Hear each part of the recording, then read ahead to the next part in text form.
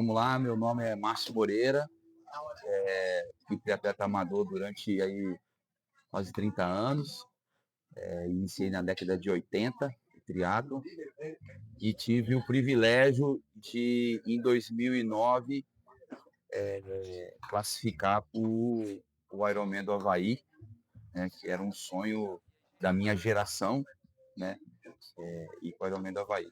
Gente, nós chegamos aqui no vulcão, pé do mar, é uma coisa de louco. Deixa eu mostrar aqui pra vocês. Mostra ali, cara. Olha isso.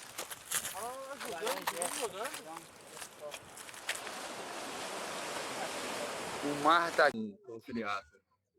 Foi aqui no Espírito Santo que começou. Não, eu comecei no triatlo em Brasília, em 1989, através do incentivo de um pai de um amigo meu, que começou a fazer o triatlo, e aí chamou a gente para assistir, e daí eu falei, pô, teatro, né? Na época a gente não sabia nem o que era o esporte, porque o esporte começou em 82, 83, então foi logo no início da modalidade.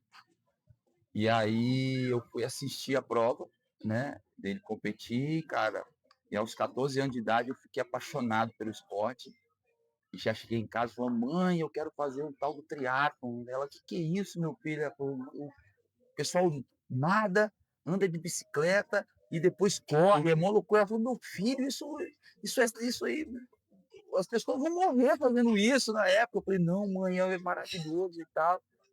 E foi assim que eu entrei no esporte. Tem muita gente que faz triatlo que sai da natação e vai para triatlo. Você meio que começou já no triatlo. Eu já comecei no triatlon, exatamente. Eu fazia algumas... né, nunca fui sedentário, desde criança, sempre fui um menino muito ativo, né? Então eu já corria pé na rua mesmo, né? E aí, quando eu comecei o triatlo mesmo, eu comecei a correr a pé na rua com 12, 13 anos, eu já corria, né? E aí, quando eu conheci a modalidade triatlo mesmo, em 89, aí eu encontrei o esporte que eu gostava mesmo, né? E quando que você muda para a Vitória? Aí eu mudo para Vitória em 94, quando meu pai se aposenta. Meu pai, eu sou filho de militar, né? Então, meu pai terminou a vida dele como militar, né? Aposentou, e aí a gente já vinha passar férias aqui no Espírito Santo, né? Como todo mundo, né? E aí, falando, cara, vamos agora morar na praia, né? Que eu morei no Mato Grosso, meu pai como militar, a gente morou no Mato Grosso, depois do Mato Grosso a gente foi a Brasília, eu comecei o teatro em Brasília, né? Na verdade, e quando meu pai se aposentou, a gente veio para o Espírito Santo, né?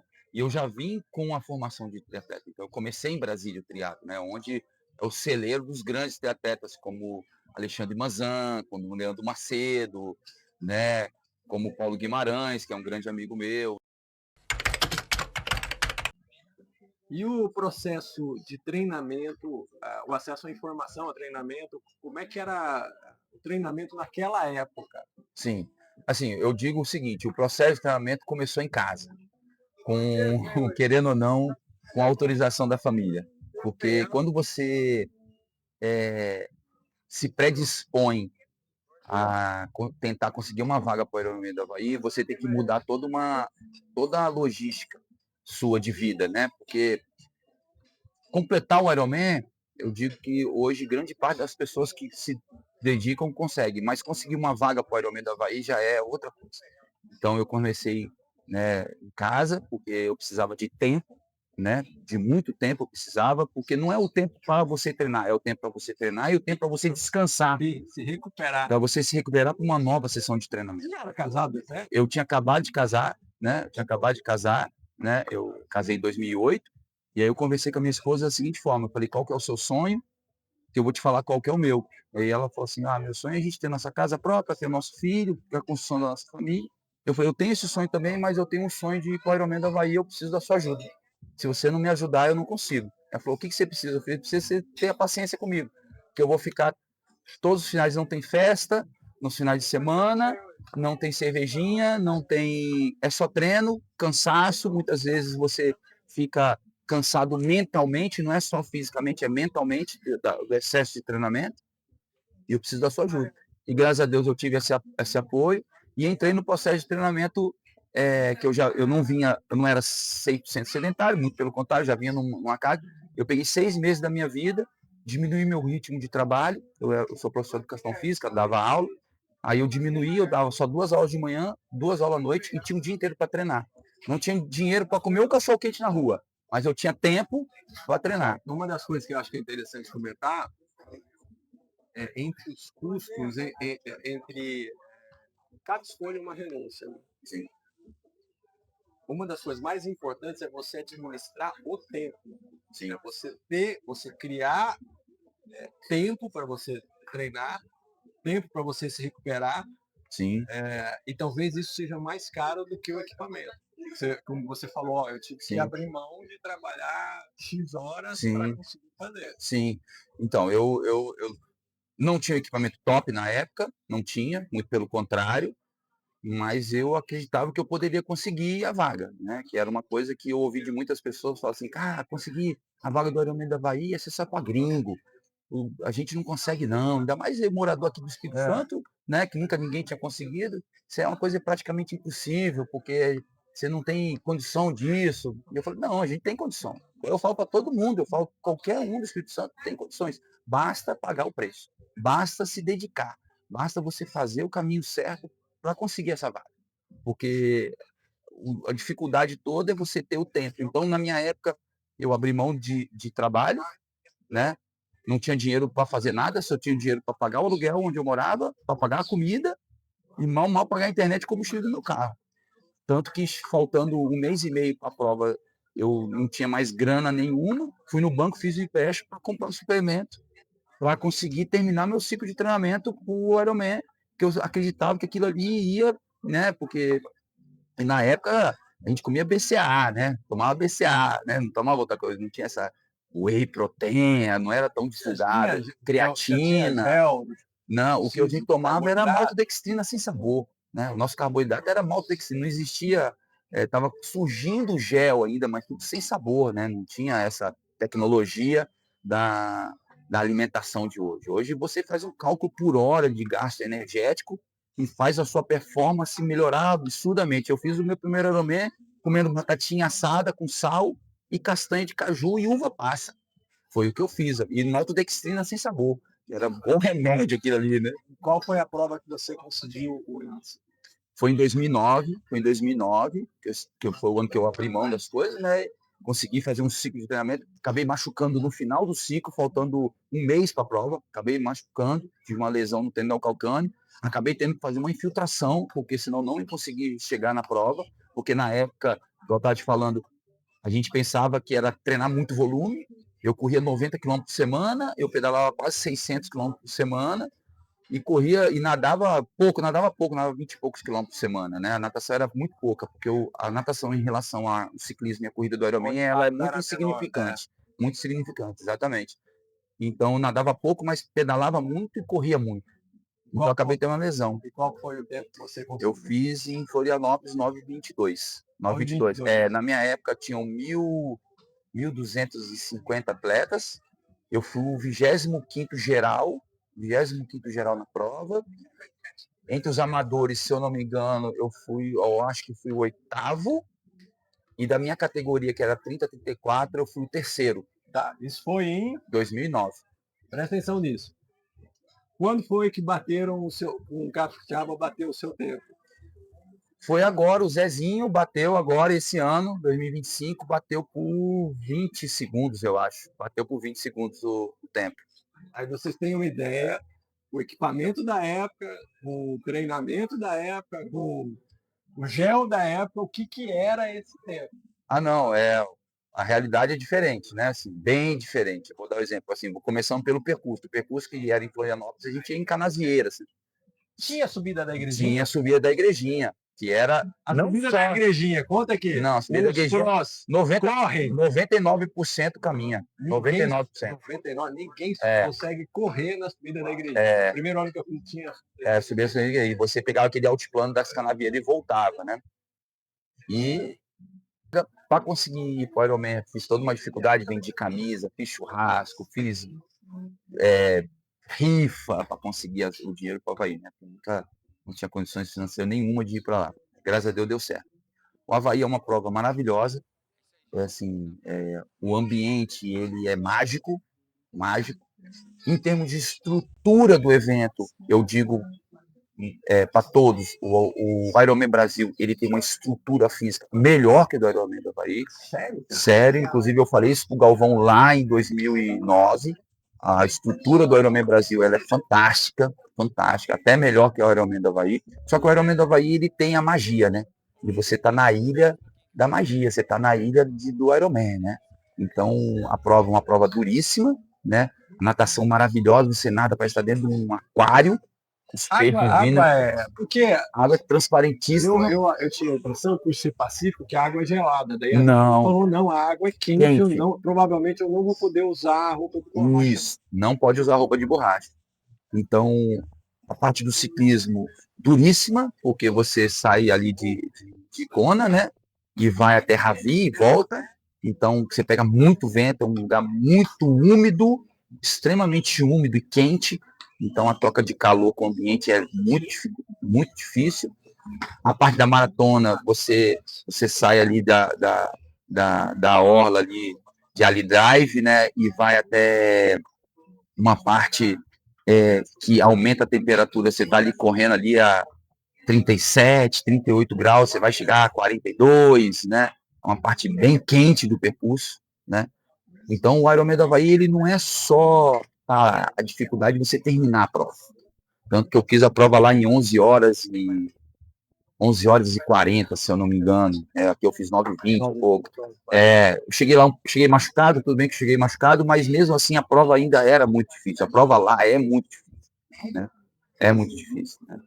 Então, assim, digo para todos, vale muito a pena, né? Quando você foi para lá, você foi junto com a esposa, a família conseguiu ir ou você teve que ir sozinho? Eu acabei indo sozinho, porque, infelizmente, a Embaixada dos Estados Unidos não permitiu que a minha esposa, a minha fisioterapeuta e a minha cunhada fossem juntos comigo. Foi negado o visto delas no consulado, né? Isso foi um momento de muito estresse dentro, né?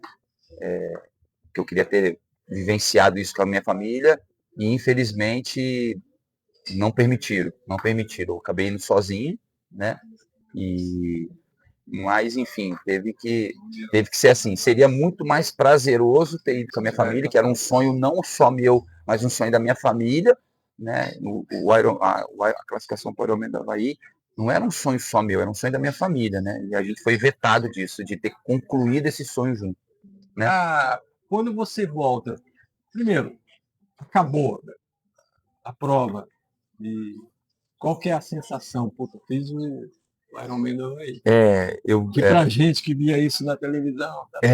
Assim, na hora que eu cruzei a linha de chegada ali, assim, é tão mágico que você fala assim, cara, assim, como triatleta, uma vida inteira sonhando com aquele momento, né? Você cruza a linha de chegada, você fica meio aí falando, caramba, é mesmo, consegui, cara, é isso mesmo, é isso mesmo. E aí depois vai cair na ficha, você fala, caramba, consegui, cara, consegui completar um sonho, assim, né? Igual aquele cara que tem um sonho de, tô dando exemplo, assim, ter a sua casa própria, né? Tem gente que tem um sonho de ter a casa própria e quando consegue, cara, consegui, pra mim foi aquilo ali. Consegui um sonho de criança que eu via nas revistas e consegui terminar aquilo ali. Aqui atrás, na Curva da Jurema, a gente treina com a Daiane. Daiane Dias, E a Daiane é atleta olímpica. Sim. Eu vou falar uma coisa aqui, espero que a Daiane não fique chateada comigo, mas assim, eu acho que para um atleta ir para a Olimpíada é um negócio absurdo. Eu acho que para um amador, o que mais se aproxima da sensação de um atleta profissional ir para a Olimpíada, eu acho que é um amador ir para a Copa. Sim. Guardadas as devidas proporções. Sim. O nível de dificuldade, o sonho que representa. Quando você voltou para cá, conta a experiência para o pessoal. Nossa, quando eu voltei para cá, assim, primeiro que eu sou professor de antropologia, voltei para a academia que eu dava aula, uma festa, né, enorme, né, uma festa enorme. Os meus amigos daqui do triatlo também, o Leonardo Rodrigues, fez um churrasco na casa dele, convidou todo mundo, né, e a gente fez uma festa para mostrar para me contar como é que foi a história toda, né? Então, assim, a receptividade de todo mundo e muitas pessoas, depois disso, sempre me perguntam, cara, como é que faço para ir para o Ironman do Havaí? Eu tenho essa pergunta que muita gente me pergunta. E é uma resposta muito simples na minha cabeça, né? Que é o que a gente falou. Você está disposto Pagar o preço. a pagar o preço? Mas qual que é o preço? Cara, o preço é esse. Não é aquele que a gente fala assim, mas eu sou. Você tem um talento. Não, não tenho talento, eu tenho a dedicação. Então, para você conseguir a vaga do Avaí, é importante. O talento ele vai fazer com que você tenha uma certa facilidade, mas não vai te levar para o Avaí. O que vai te levar para o Avaí é a sua dedicação. Qual é o empenho que você tem, o que você está disposto a abrir mão para estar lá. Isso aí sim vai te fazer ir para o Ironman do Havaí.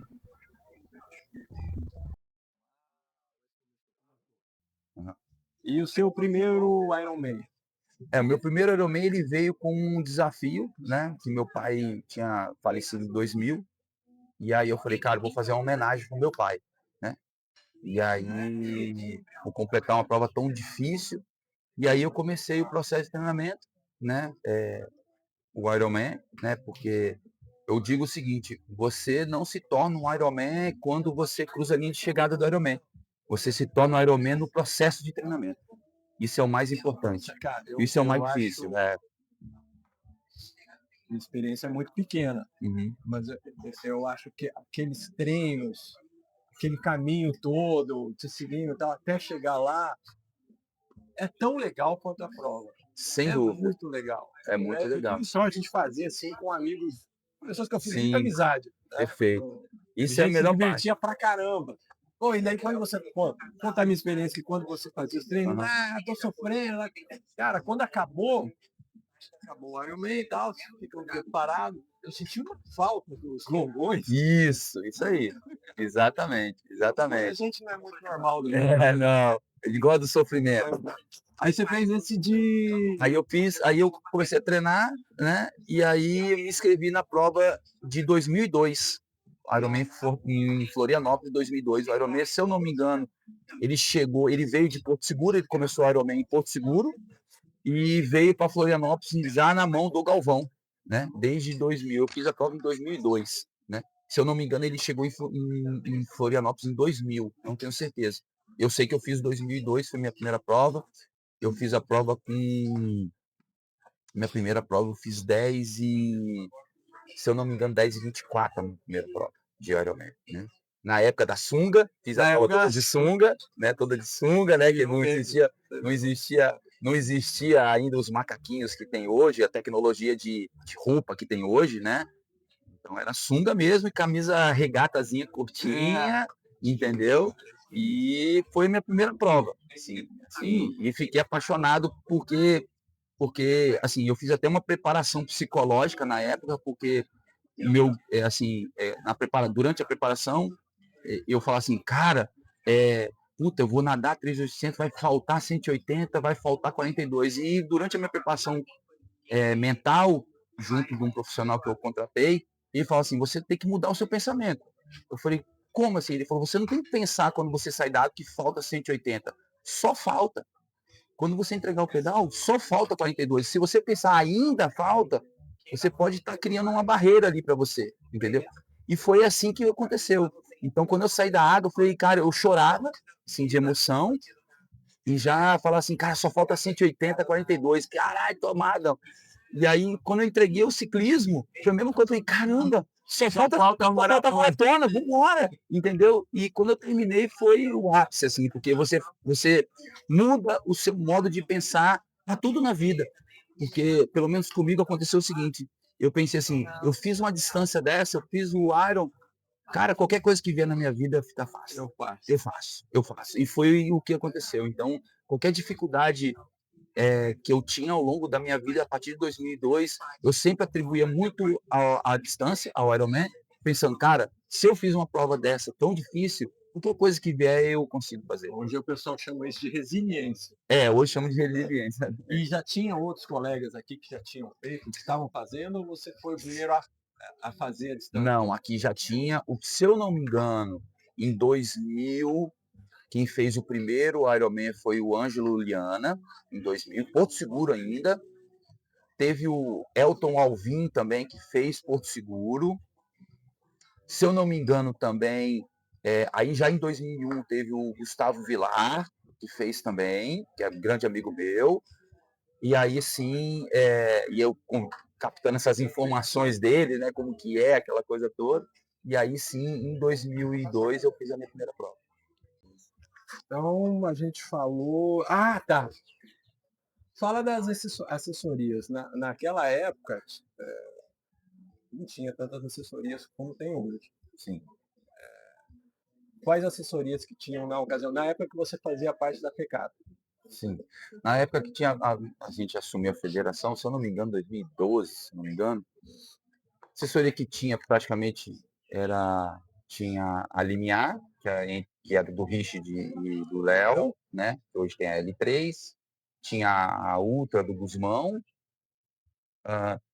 estava surgindo a Vitória Runners, né?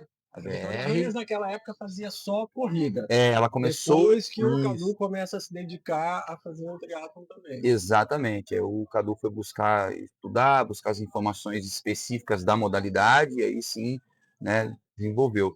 Mas tinham pouquíssimas assessorias, né, naquela época. Poucas assessorias. Hoje, graças a Deus, nós temos diversas assessorias com uma estrutura excelente para acomodar esses atletas. Então, eu digo, hoje o triatleta começa, ele tem todo um suporte para se tornar um triatleta, né? Isso que antigamente não tinha. O cara queria começar no teatro, falava, o que eu faço? Né? Hoje você procura uma assessoria, o cara te dá toda a consultoria que você precisa, né? Para você ter um triatleta do início ao fim. O que eu digo do início ao fim? E como você vai treinar, até o equipamento que você vai comprar. Hoje, grande parte dos líderes das assessorias tem esse conhecimento de te indicar qual o tipo de equipamento, como que vai planilhar para você, enfim.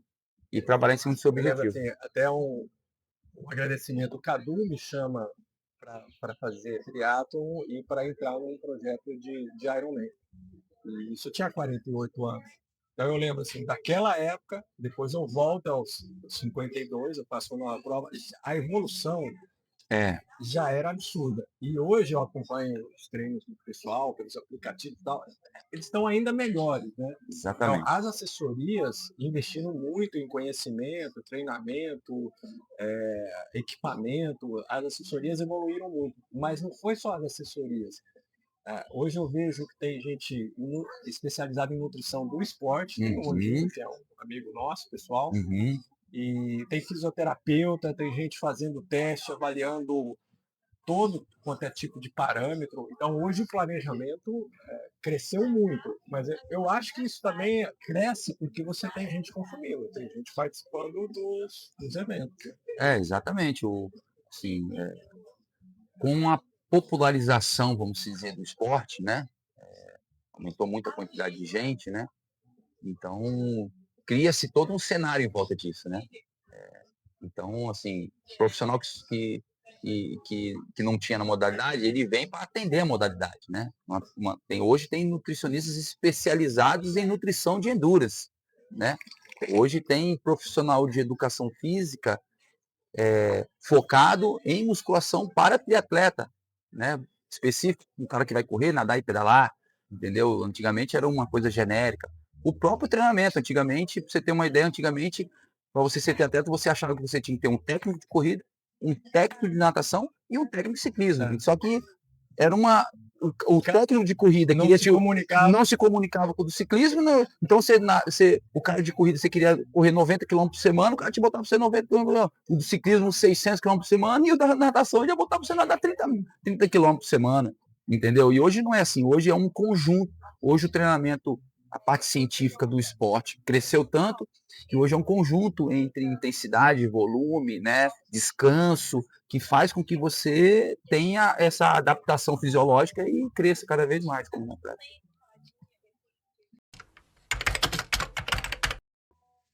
Agora vamos falar do desafio.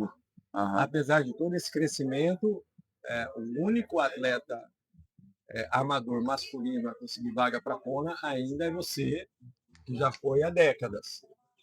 Recentemente, com a evolução da modalidade, do treinamento, as capixabas conseguiram. A Amanda conseguiu 2 vezes, Sim. e a Dani, uma amiga querida nossa, surpreendeu todo mundo, porque a Dani não comentou que ia tentar. Ela foi para a África do Sul, conseguiu a vaga e ela vai agora. Sim. Né? Por algum motivo, os capixabas não conseguem. E aí teve uma gozação entre nós e tal, e tem uma galera que tá meio chateada. Mas tem bastante gente que vai treinar e vai tentar o ano que vem. O que você acha? Você acha que a modalidade aqui está madura a ponto de ter um número significativo de amadores se classificando para a prova, ou ainda está faltando alguma coisa? Eu acho que tá na hora, né? Tá na hora de alguém conseguir essa vaga, né? Desde que queira muito. Eu acho que para você conseguir a vaga do Mundial, né, do Avaí, tem que querer muito, né? Não é só querer. Querer todo mundo quer, você tem que querer muito, né? Você tem que fazer o extraordinário que a gente fala, né? Então é difícil, é possível? Sempre é possível. Basta você pagar o preço por isso. Eu acho que ao longo a minha vaga foi em 2009, né? Nós estamos em 2025, tem aí 16 anos. 16 anos. Tem 16 anos. E eu acho que já chegou na hora, né? Eu acho que nós estamos com uma safra excelente de atletas vindo aí, né? As assessorias estão preparando os atletas, eu sei que já estão preparando os atletas para a temporada. Esse ano o meu tempo lá em Florianópolis foi batido por 20 segundos pelo Zezinho, né? Ele bateu 20 segundos no meu tempo. O Zezinho faz ano que tá.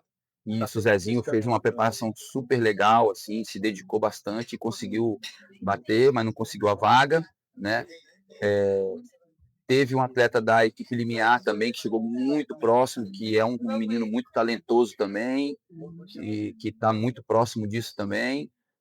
Enfim, eu acho que eu faço um desafio a todos. Chegou a hora. Chegou a hora de bater o tempo. Ou melhor, bater o tempo não, conseguir a vaga.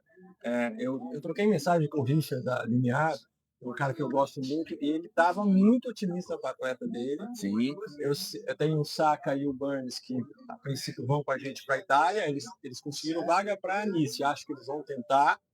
Eu sei que tem o Vitor da Evo, que vai tentar também. O Léo, conversar com o Léo para ver se ele se empolga, mas fica um convite, um desafio para as assessorias, para comprar essa bronca, né? E tentar mandar alguém para lá. A Toca Preta, que tem uma equipe sinistra, a Toca Preta agora que eles vão começar a pegar distâncias maiores. Aí vamos ver. Evo, acho que vai. A Limiar vai. O Léo, a gente está em negociações. Quem mais que eu estou esquecendo? Tem alguns atletas que acho que não estão em assessorias, mas estão se dedicando, né?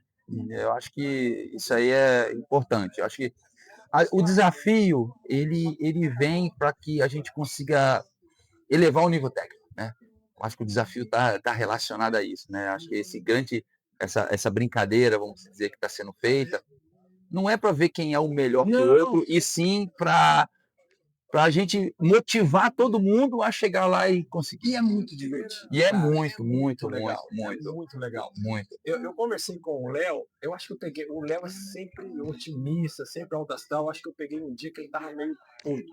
Porque eu sou da impressão seguinte: quando você tem muito amador, e você tem muito amador praticando esporte alto nível, e você tem as assessorias dos professores investindo e aprendendo, eu acho que uma hora começa a surgir os profissionais. Isso aí. Mas você tem que ter uma cena, Sim. você tem que ter uma base de gente praticando esporte alto nível. E eu acho que o triatlon aqui está amadurecendo. Logo vão começar a aparecer essas pessoas. A gente tem um exemplo desse dentro de casa, né? Pamela Oliveira. A Pamela aqui, ela sabe, ela é capixaba. Sim. E ela é melhor. Ela é a melhor atleta de endurance do Brasil. Eu acho que eu tenho um vídeo. Eu fui na Olimpíada do Rio, acho que eu tenho um vídeo da Pamela passando e a gente gritando, vai, Pamela, tal. Vou ver se eu acho esse vídeo para colocar para vocês. Mas fica o desafio aí. Só as mulheres estão conseguindo. Vamos ver se alguém consegue. Chegou a hora.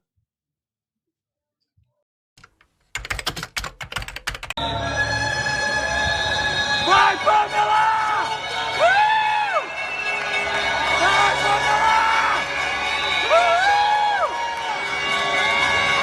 Vai, Pamela! Vai, Pamela!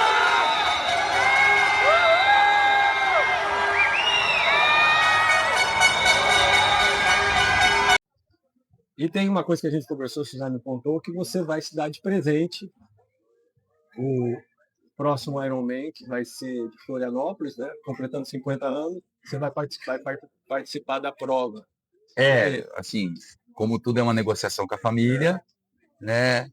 Conversei com a minha esposa, com meu filho, e aí, falando ano que vem, eu vou me dedicar aí, na verdade, final desse ano, por começo do ano que vem, né? 6 meses da minha vida para ir lá e terminar o Ironman de uma forma saudável, né? Porque vou estar com 50 anos, né? Fiz meu primeiro triatlo aos 14 e agora meu último Ironman, quem sabe, aos 50, né? O Léo falou para mim que ele acha possível a pessoa alcançar o ápice da forma física acima dos 50, por conta da mudança dos treinamentos. Você tem vontade de ir para a Floripa e competir sério e buscar uma vaga novamente?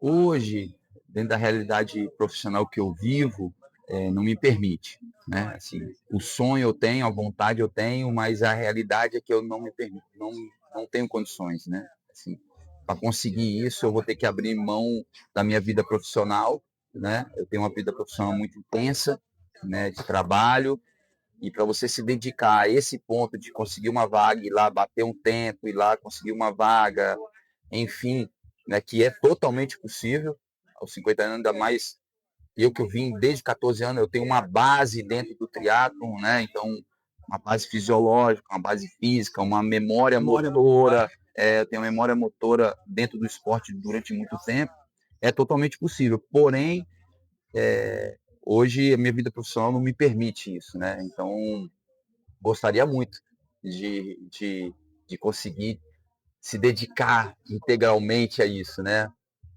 Quem sabe, uma hora, né? Cenas dos próximos capítulos, que há quem diga que você não está sendo Acho que completamente dela e sincero. minha era, Eu vou vai mostrar lá para uma você vez, depois. faz e se realiza, né? Mas, tipo, quando pisou na ilha, o Márcio Márcio, eu já falei com ele uma vez, ele tem o mesmo sentimento ainda, e até ele falava que ele queria treinar para poder ir de novo, porque depois que a gente chegou na ilha e que viveu aquele período ali, eu lembro que uma das primeiras coisas que eu perguntei para ela foi do tipo, e aí, vai querer voltar? Ela falou, com certeza, antes mesmo de largar, entendeu? Por conta da ilha, né? Como que é uma magia, né? Por trás daquilo, né? Como se fosse uma Disney lá dos triatletas.